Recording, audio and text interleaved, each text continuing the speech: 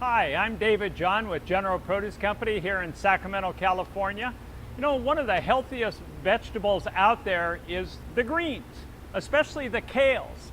The kale has a lot of vitamins and nutrition in them, great for your cholesterol, just like any of them, but the kale really has some nice flavorings and a little bit different to it. The one thing different than the kale that we have here is we also have a lot of varieties. You see this flowering kale, it's a little bit of purple to it, a little bit of white sometimes to it. It's mainly used just for garnish, but it is edible. Then the other one, the fun one really, is this Tuscan kale, or sometimes known as black kale. About 3 or 4 different names, but it's very pronounced by the dark color to it. It's very tender when you cook it, much less fibery than the other kale is at all. Now, when you're cooking greens, what you have to do is really clean them well because they pick up a lot of grit sometimes, and if you don't do a good wash job, it's going to end up in your dish.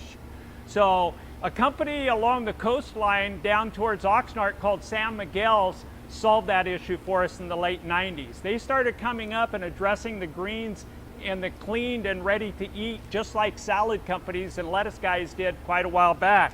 So you have these nice little packages of product. So, and they've got all the varieties in them. You have like the collard here, it's kind of a cabbagey type taste to it. And then you have your kale all ready to go, chopped clean, don't have to worry about any kind of grit.